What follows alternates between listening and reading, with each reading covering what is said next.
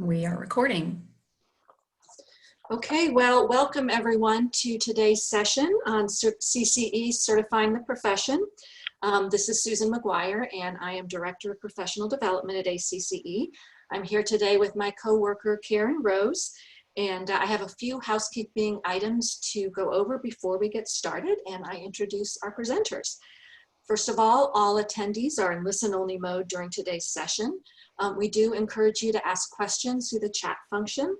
At the end of the presentation, we will read your questions to our panel and we will answer as many as we can.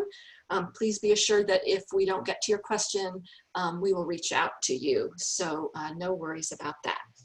The presentation recording will be available, at the same place that you found it today in the sessions room. So look for that tomorrow at the beginning of tomorrow's session and you'll find it there.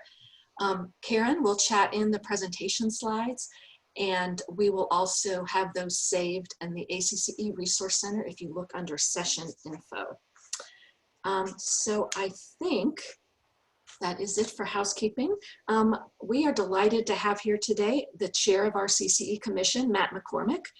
Matt's the president of the Columbia Chamber of Commerce, and our commissioner chair-elect, Norma Ritz-Johnson, who is the executive vice president of the Lubbock Chamber of Commerce. At this point, I'm going to hand things over to Matt to get us started. Thanks, Susan. Appreciate it. And on behalf of myself and Norma and the team at ACCE and all the CCEs across our nation, thank you for taking time. Thank you for joining us this afternoon to learn more about the CCE process and what it means and how to be a part of it. So we're looking forward to working with you and we're looking forward to answering any of your questions. As you go through this is, I will tell you just quickly before I jump into the technical stuff that we're going to go over, I will say this is probably, if not the greatest, but one of the greatest certifications programs I've been through in my career, and I wouldn't have traded it for the world. And appreciate each and every, and it means a great deal to me, and everybody that's part of the CCE family means a great deal. And so I appreciate you taking time to be here. But let's get started. So why CCE? Why would you want to get your CCE? And there's so many different reasons, but a couple that we want to hit on today is the National Network of Leaders. What you see right here, this is a snapshot of our commission. Some of the folks on this commission have rolled off. We've got some new ones on, but our CCE commission is made up of you. It's made up of chamber professionals from across this great nation and also internationally. These are the ones that are the best of the best. That we believe truly going through and getting your CCE is putting you in an elite group and an elite family. We just got through with our reception and we had probably 50 CCEs from across the nation. And we kept referring to ourselves as a family, and that's really what it is, and getting to spend time and getting to know one another. And there are always people that you can lean on. You can pick up the phone and call any other CCE at any time and just say, hey, I need help, or what are you doing here? What are you doing there? And on the next side, one of the things that we're very proud of, it is the only national and international certification for the Chamber of Commerce professionals. We have professionals from Canada. We have Will from Grand Cayman. We have professionals all over the world that are getting their CCE. We're very proud of it.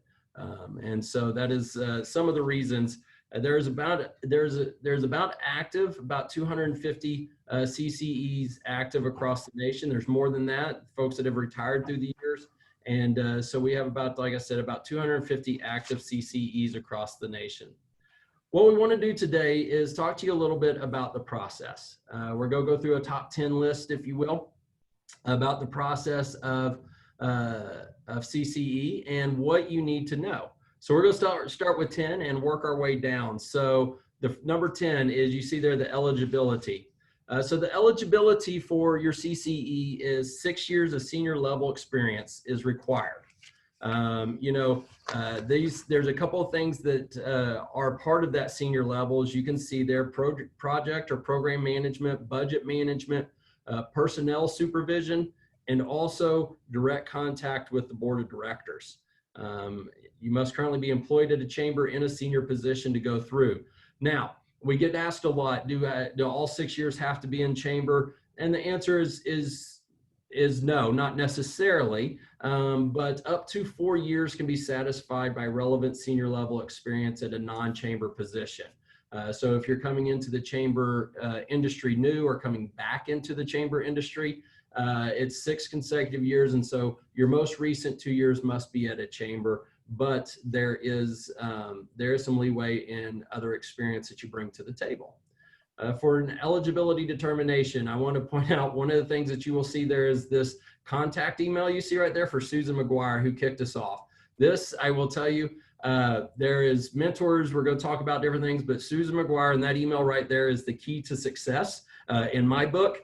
Susan can help you walk through and figure every question out that you might have, or if you get off this, we get done with this and you have some other questions, any of us are happy to help. Is Susan right there, and now especially around the eligibility. So with that, Susan, I'm going to kick this over to you for number 9.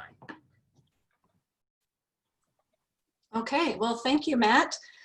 So number 9, apply by January 11th, 2021.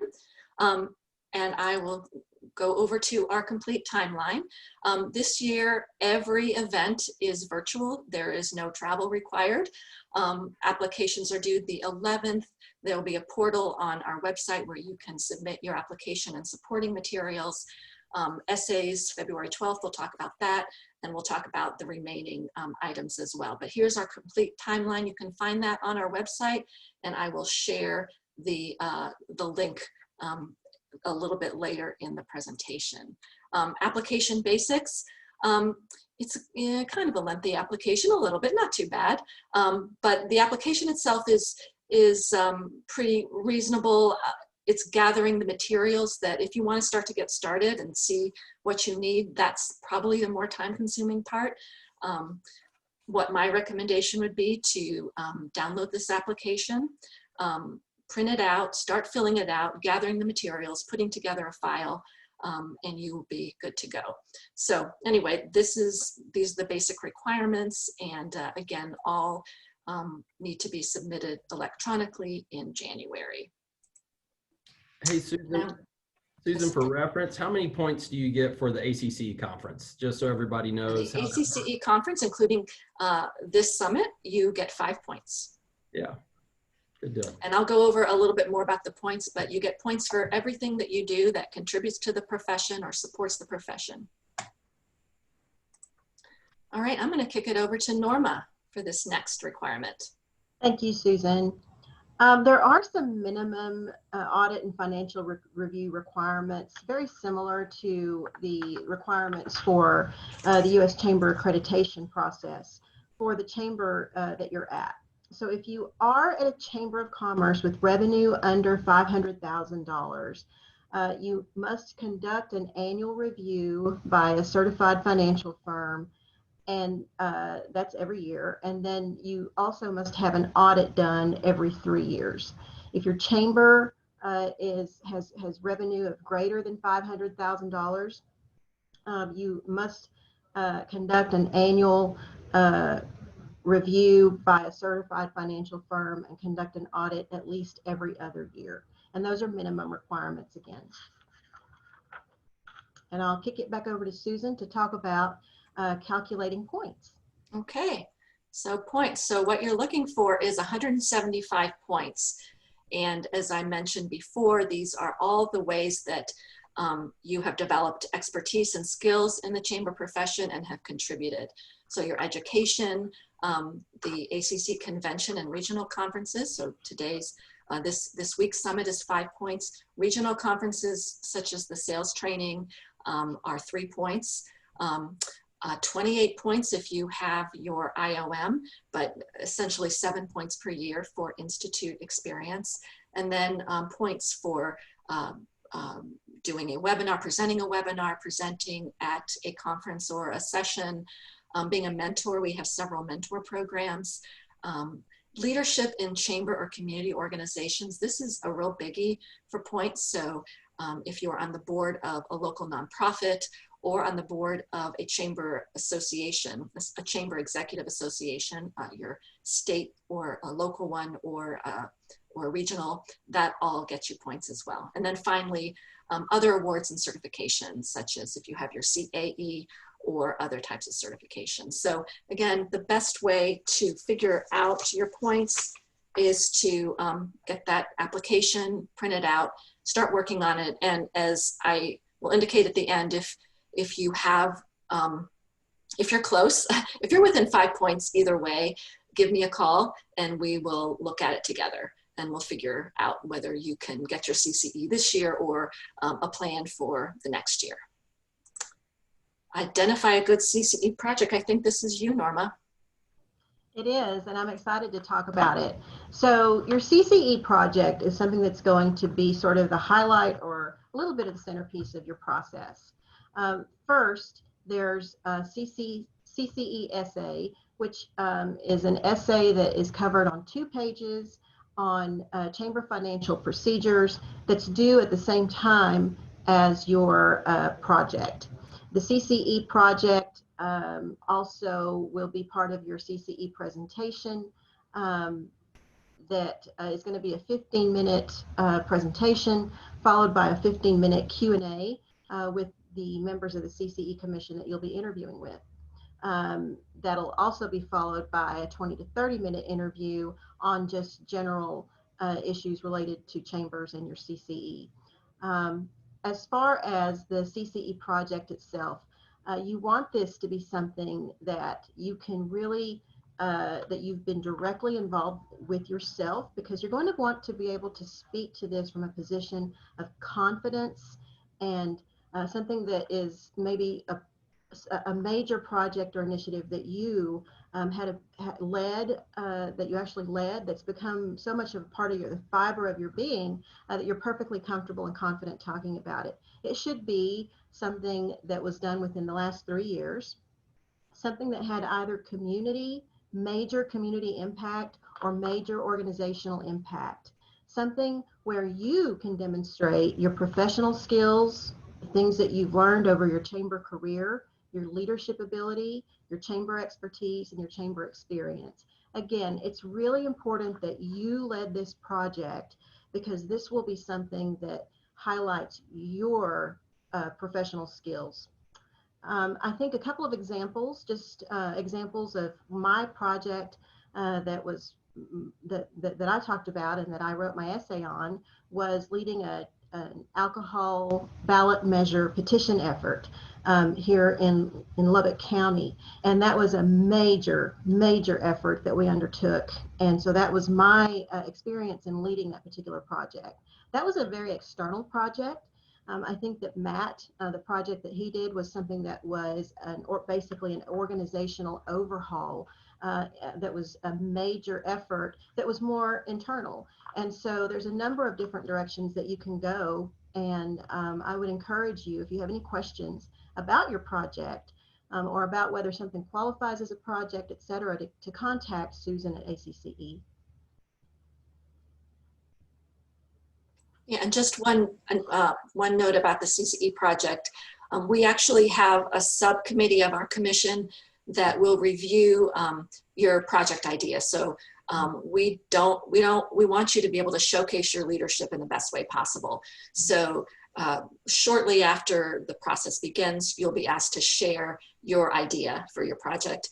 We'll review it and get back to you and say, this is great, or this is great, but you please be sure to talk about this part of it, or maybe think about another one. So you'll never be rejected out of the process for this. This is just a way to help you identify that thing that you can write about, that you can talk about, that you can answer questions about.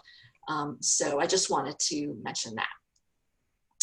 Okay, so let's see, a mentor. So Matt, I'll turn it over to you for this. This is probably one of my most favorite things to talk about on the CCE process, and the importance of this is find a mentor or 2 or 5 or however many that you think you might need. I know I probably had 4 or 5 mentors I leaned on. Norma, I know, had a handful of mentors she leaned on, but mentors are one of the keys to success through this process. They've been in your shoes. They understand what you're going through.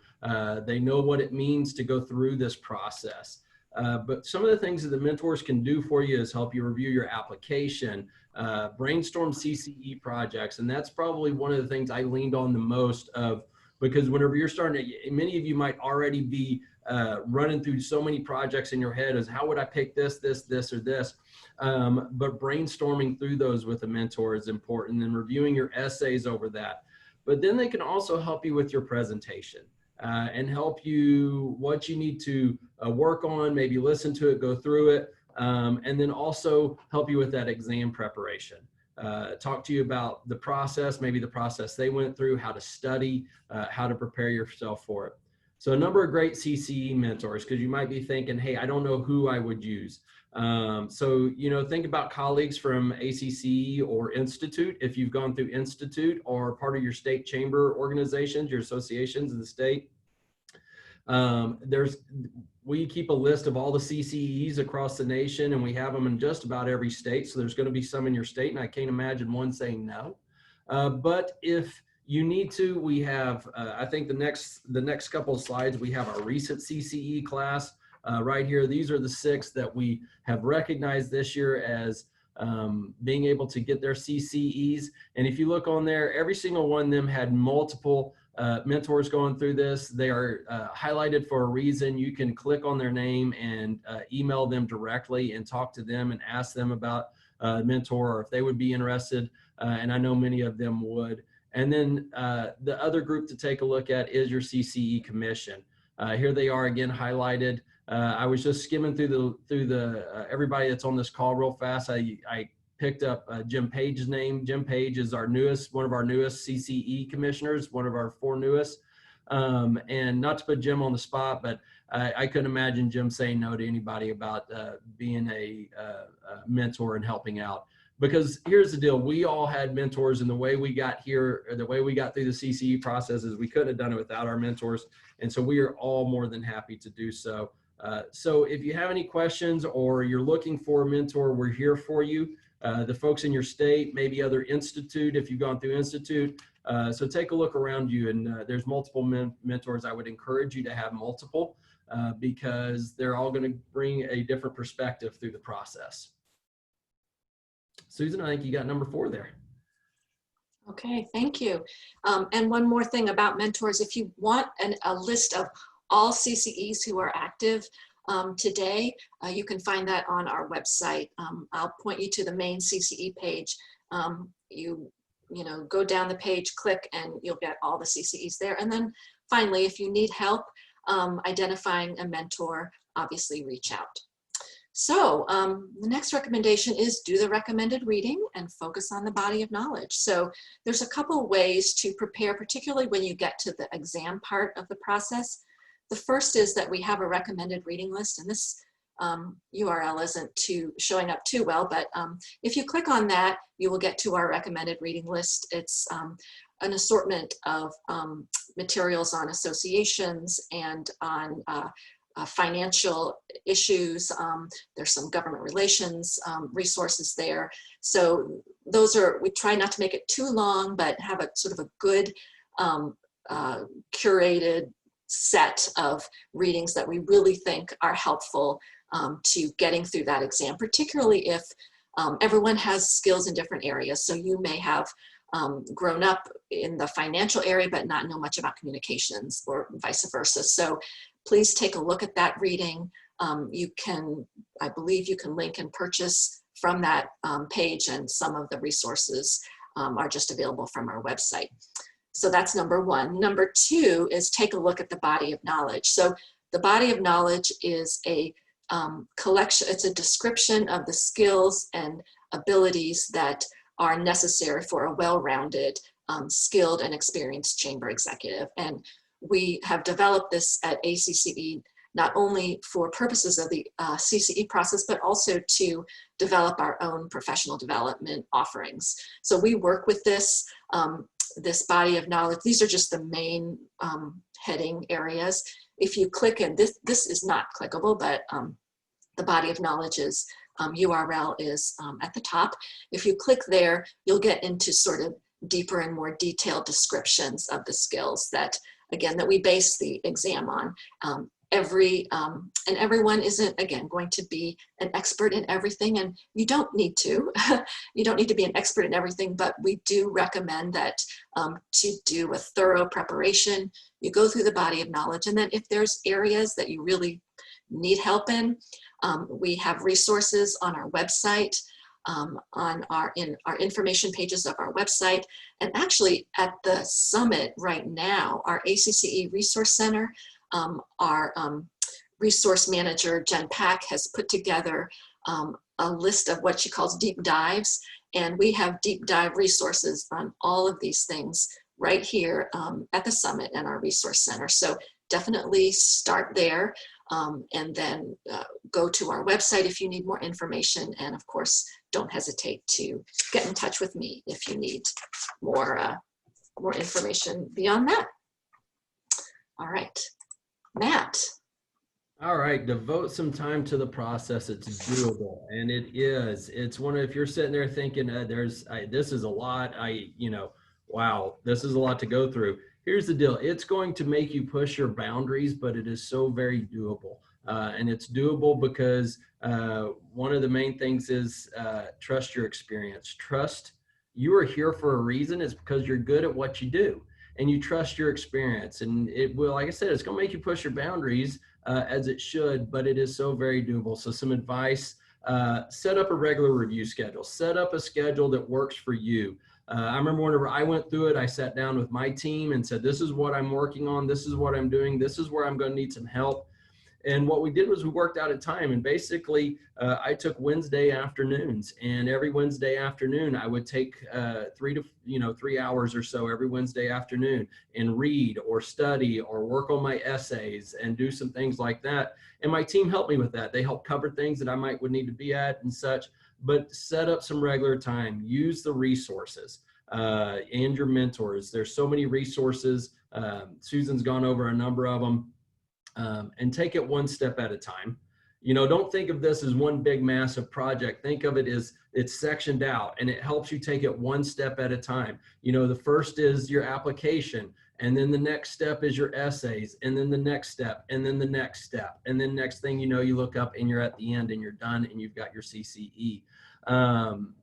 But make sure you do as you see, class calls. We do class calls throughout the year that we work through that, and we work through each step on those class calls.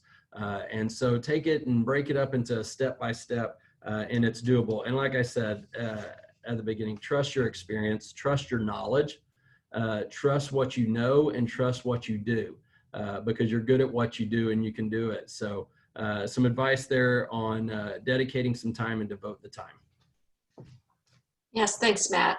And just to reiterate, we have a good organization for the process. We start with a call, and we do a call in the beginning of every sort of segment. So we will be with you, walking with you during the process, and it's very doable. Okay, maintain your certification. So this is me. So this is just some information on how to keep your CCE after you have gotten it. So there's a designation fee due after the exam, and we usually invoice that in August or September. Every 5 years, so over a 5-year period, you need to maintain your CCE by continuing professional development and professional contributions. So it's not super hard to do. As we said before, an ACC convention is 5 points. So if you go to 3 conventions, that's there, that you got it right there. But there is a requirement to maintain your professional development. And then there's a maintenance fee that, again, would be due every 5 years. So we invoice that about August, September each year. And that is the fee. If you have a question, contact us. So yes, please don't hesitate to reach out. There is my email, and I lean on our wonderful commissioners as well. If I need to consult with them, if a question about eligibility or projects, I for sure make use of their expertise, but you're welcome to contact me. And then that acce.org link has really everything you need to know, the application guidelines, essay guidelines, a program timeline, and more. So, and then links to all of this is also in our ACCE Resource Center. Are you in? So that's the question now. Have we convinced you? If and when you are convinced, this form here that Karen will send out through the chat just tells us that, that you want to apply. It's short, it takes just a couple minutes. That helps us line up the resources that we need, the staffing, so that we can make your experience successful. So sending that chat out, you can also find it on our website or in our resource center. And questions. So this is my question box, but I'm going to stop sharing so I can see the questions a little bit more easily. And I can see you. Hey. Hello, everyone. Susan, so let's see. We already got a question that popped up. Okay. Is there a place to find a list of projects others have done or see their essays? We do not right now. We don't have a place where you can see essays. We have thought about that. We have not implemented it yet. You can see a list of the project descriptions for our most recent class in that Chamber Executive article that we, well, I'm not sure we've talked about it. I will actually, I'll include that in the Resource Center. That will give you some good examples of projects that people have done. My advice is to think about, you know, that significant, impactful projects that you have done, and then call up a CCE, call up a mentor, or get in touch with someone at the commission and chat about it. It can be internal or can be external. And so that's get an idea and talk it through with us. All right, let's see, what other questions do we have here?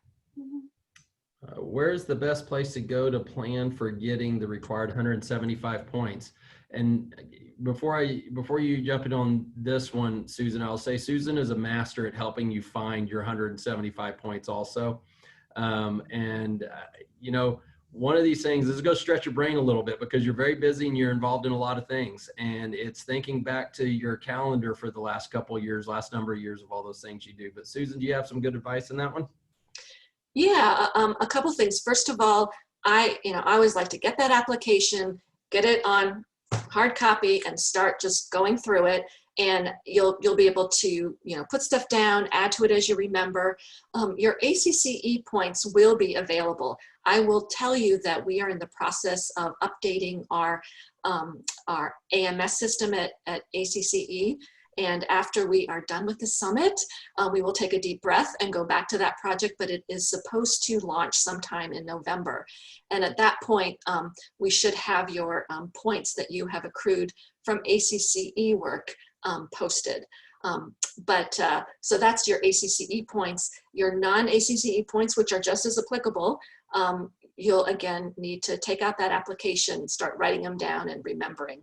And again, if you have, you know, if you're close, if you're at 170 or you're even at 165, you know, let me know. I'm happy to sit down and brainstorm with you, talk through some of, you know, the experiences or awards or contributions that you've made that could count.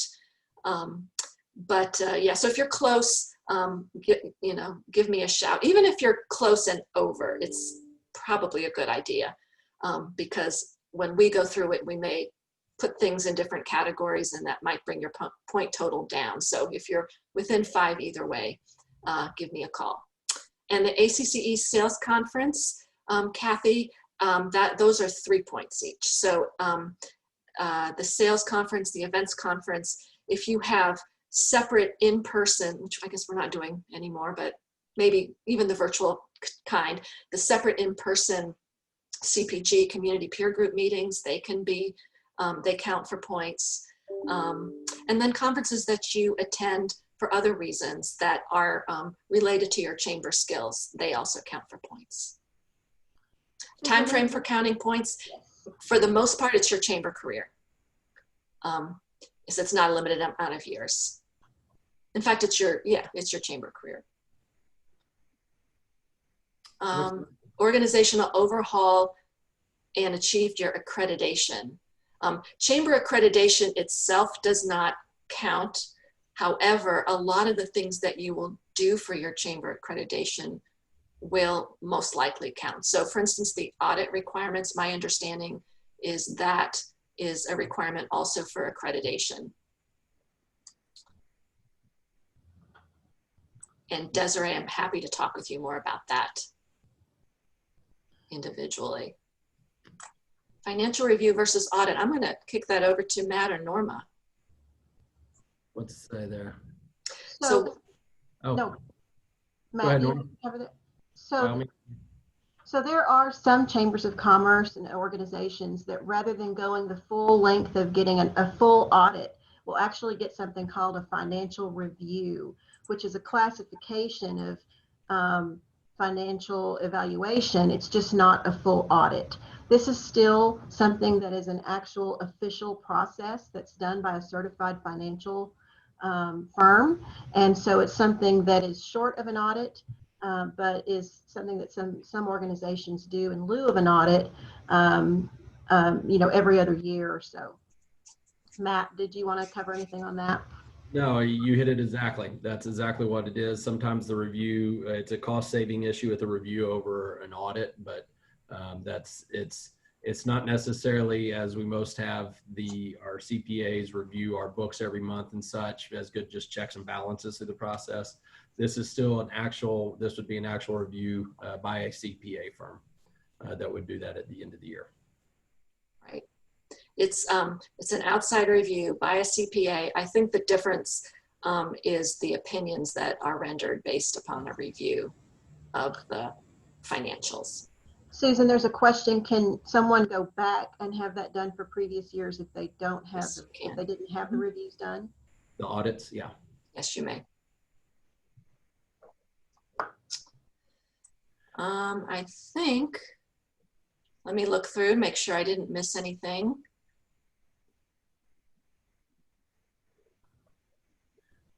I will say while Susan's going through and looking at if there's any more questions or if you're thinking of any more, one of the things I like to talk about is this, and you heard this a little bit earlier. This is a certification about you. Your projects are about you.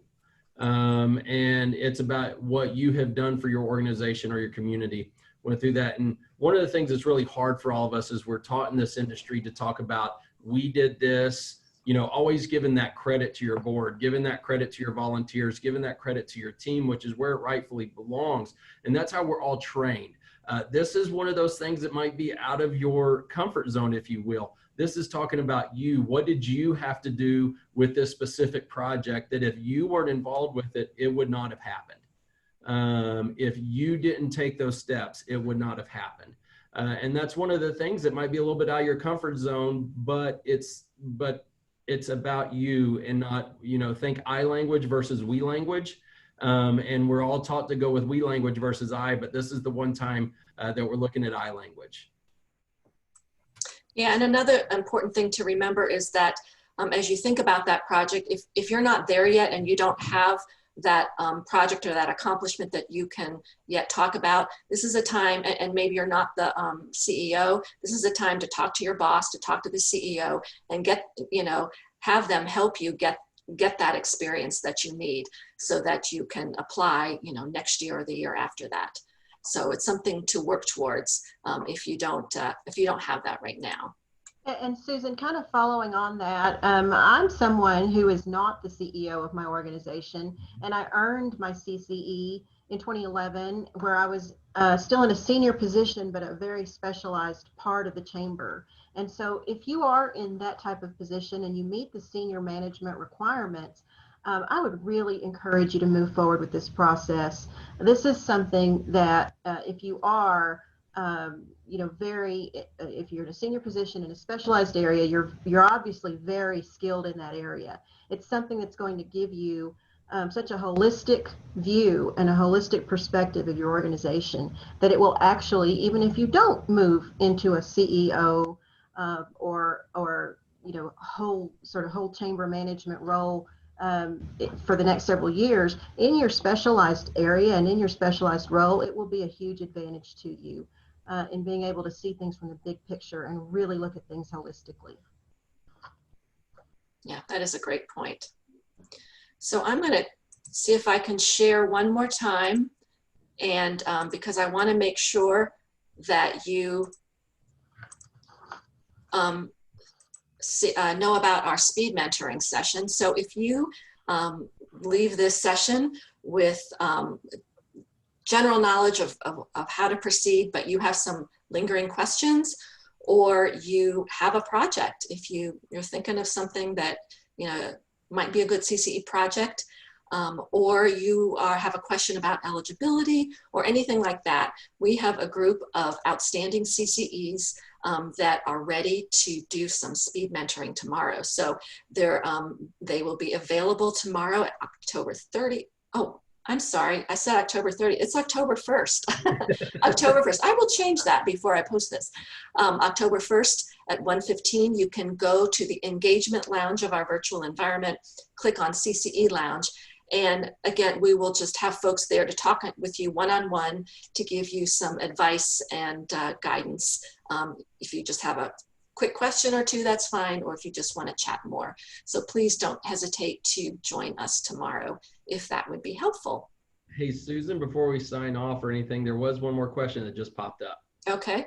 Is a sample CCE exam available? Yes, well, we don't have a sample CCE exam, but we have some sample CCE questions. And yes, I don't know if it at this very moment is posted on our website, but we do have it. And if it's not, I will be updating our website and our new learning management system that's also coming out in November with that information. All right, well, if that is it, thank you so much for joining us.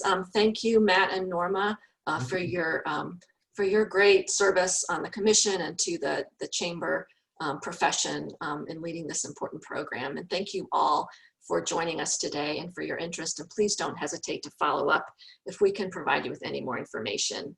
And just as a reminder, you can find a recording of this session in the sessions room tomorrow.